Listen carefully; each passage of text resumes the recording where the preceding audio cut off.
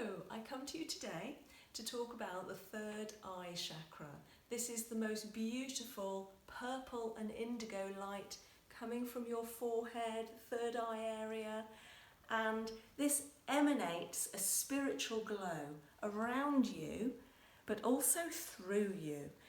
It's very reassuring once you get that light right, once you're activating it, and I'm going to give you some tips as to how to activate it. It's so simple. So where we are now, this is step 9, and we have walked most of the mountain, and we're going to be looking at the view soon, but actually we're enjoying that journey up the mountain, and I'm enjoying this one with you today as well. So the third eye is all about knowledge, mentality, intuition and clairvoyance. And when we can tap into that, it's really useful resource. It's good to become resourceful for yourself, but also for others to come to you. And what I challenge you to is, once you've found that gift that we talked about a couple of days ago, your passion, your motivation, your mojo, is to find out more about that gift. Get some knowledge about it. So whether you're researching in books on the internet, whether you're asking people about it, whether you're going to talks and reading books about it and magazines, find out more and more, and you'll find that your passion will just get bigger and bigger and inflamed, and you're feeding it information. And then the more you talk about it, the more people will be magnetized to you, and they'll want to know more about you and your passion. Whatever it is, even if you think it's really boring, it is not boring. Once you're passionate about something, people will want to listen to you. So there you go, there's my tip for your knowledge. What this also does is it gives you clear-headedness. I mean physically, so migraines, headaches, being able to think through a problem, but also clear-headedness in terms of looking to what you want to be. Those key questions: who am I? Where am I in my life right now? What do I want to be? So you can answer those with that clear-headedness. And one step to be able to do that is to meditate. Now this can be really easily done. Even looking at a lovely view, sitting on the bus, you can be meditating, you can have your eyes open, just sit comfortably and think about some colours. Think about bringing those beautiful colours we've talked about with the chakras in and out of each chakra. So the red at the base, orange at the sacrum, yellow at the solar plexus, green at the heart, blue at the throat, purple at the third eye, and white for the crown. And breathe each one in and out. And this will facilitate meditation and clear-headedness. I just want to show you something about those colours. So starting many years ago, when I used to run a stall at the Natural Health and Ecology Show in Cheltenham, there was another lady on a stall, a beautiful elderly lady who used to attend with her younger son, and she would do something called kinetic photography, and she would take a photograph of your colours all around you and then translate them for you to tell you what was going on in your life. And these are a few I'd like to show you.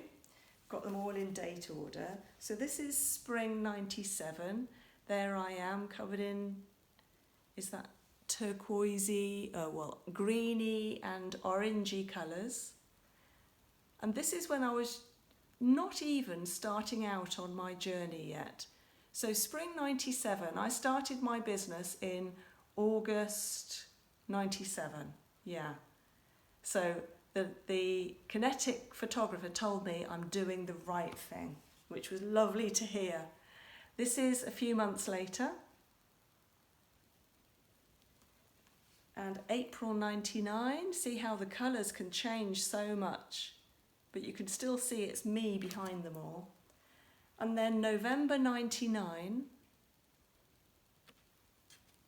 and April 2000, this one's significant with these green dots. because I was pregnant and didn't know it in this photograph, and yet I'd been trying for a couple of years. So it was so lovely to hear that there was a soul, a lovely, happy soul waiting to come to me. And then here I am, heavily pregnant in that same year. And I also want to show you my daughter from the year 2000. She was only 4 there, I believe. And children see colours so easily. Ask your children to close their eyes and tell you if they can see colours, and I bet they can. And this is my husband in 99, and again the following year. And so different, one person's photograph to another. So these orangey reds show how he was full of determination. He was just setting up a business at the time, and he needed strength for setting up that business, but also for looking after his very young family.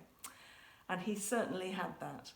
So these colours are around us, they're in us, we can breathe them. At night or when you're relaxed, just close your eyes and see if you can see colours, and they are so reassuring. I treat them like little blankets. They comfort me. And the other thing you might want to do, another tip, is an affirmation. So create a short and positive affirmation. So for instance, if I want to sleep well, I will tell myself just quietly in my head, I can sleep. So I'm keeping it short and positive, rather than I am not going to have another awful night's sleep. That won't do, because the subconscious will only understand positive words. If there's any negatives, it will cross them out and then only read the positives in it. So I can sleep. I have a good shoulder. My shoulder is well. I can move my shoulder easily. I have good friends. I have good relationships with my family and friends. I am going to conceive. I am going to have a wonderful life.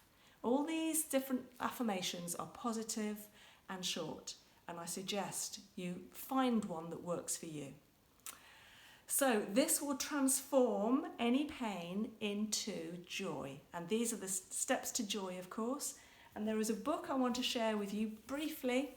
This is from an organisation up in North Wales and international called Drew Yoga. I've mentioned them before, and this book is all about transforming any pain into joy by doing a small yoga move. And they do give you seated postures and movements to create. Oh, I'm just getting all the writing now. But there's some lovely things to do in this book.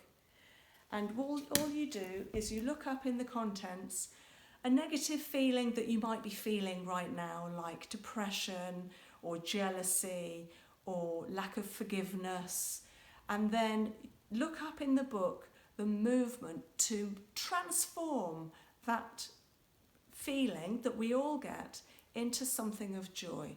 And these are really useful tips. So I suggest getting that book. You can get it online from Drew, I believe. They're a lovely organisation. So tomorrow I bring you the crown chakra enlightenment. And I hope to see you again then. Bye.